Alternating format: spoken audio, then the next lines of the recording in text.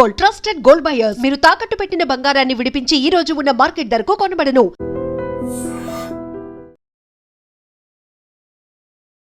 Huzurabad MLA పాడి కౌశిక్ రెడ్డి నిన్న కరీంనగర్ జిల్లా వీణవంకలో అక్కడ కూడా స్థానికంగా సమ్మక్క సారక్కకు సంబంధించిన గద్దెలున్నాయి.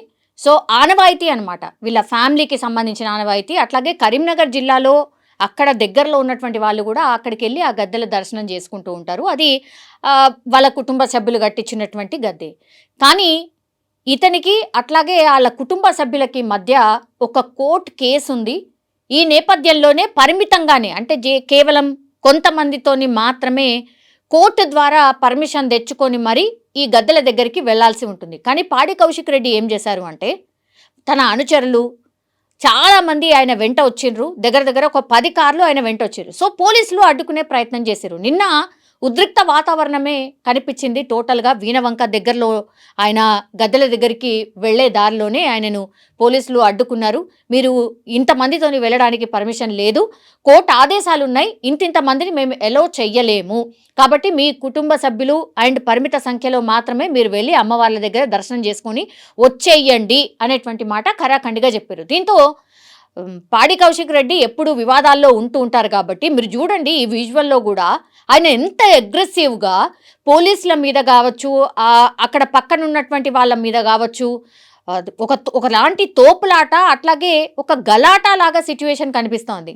ఆయన పోలీసులను నెట్టే ప్రయత్నం చేస్తున్నాడు. అట్లాగే ఇక్కడితో ఆగకుండా పాడి కౌశిక్ రెడ్డి కొంత దురుసుగా మాట్లాడడమే కాకుండా బెదిరింపులకు కూడా దిగిండు. మనకు క్లియర్గా మనకు కనిపిస్తోంది, ఆర్ వినిపిస్తోంది కూడా.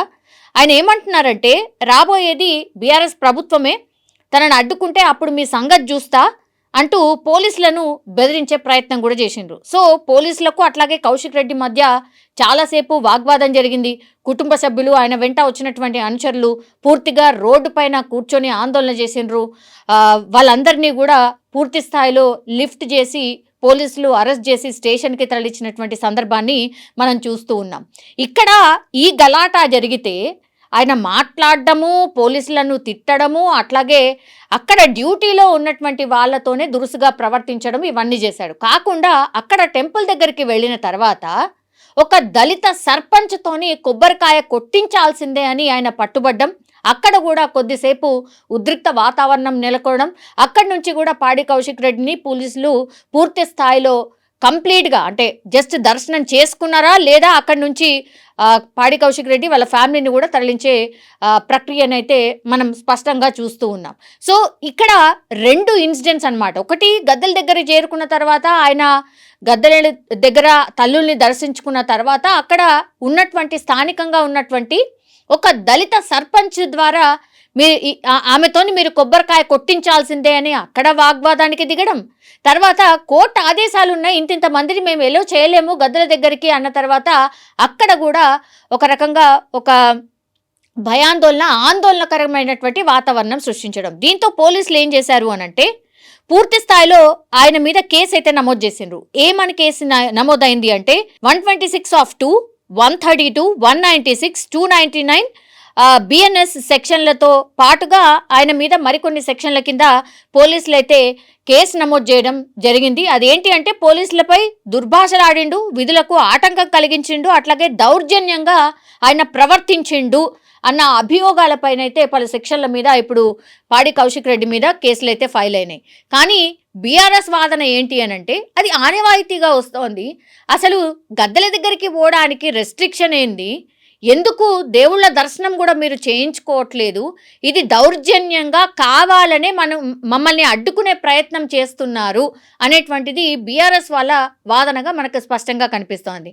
అది వాళ్ళు కట్టించుకున్నటువంటి గద్దెలు, వాళ్ళకే దర్శనం చేయడానికి లేదు, ఇంతే మంది రండి అంతే మంది రండి అని మీరెట్లా అంటారు?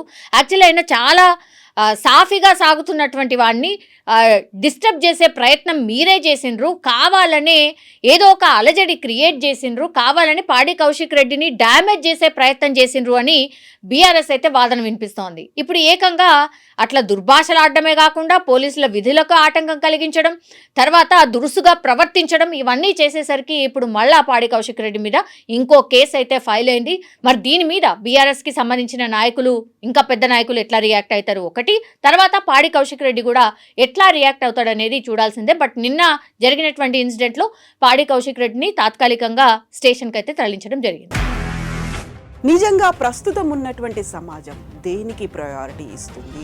ఆర్థిక సంబంధాల చుట్టూ మాత్రమే తిరుగుతోంది. మళ్ళీ ఎన్నికలంగానే చాలా విరక్తి కలుగుతున్నాం. మంచి అనిపిస్తుంది కదా, లేడీస్ కూడా ఛాలెంజింగ్ జాబ్స్ చేసినప్పుడు చాలా బాగుంటది. ట్రాఫిక్ అసిస్టెంట్స్ గా నియమించిన ట్రాన్స్జెండర్స్ అందరితో సాల్యూట్ చేయించుకుంటున్నారు. ఫుడ్ డెలివరీ ఇవ్వటానికి వెళ్ళినటువంటి డెలివరీ బాయ్ అనిల్ పై కళ్ళ ముందు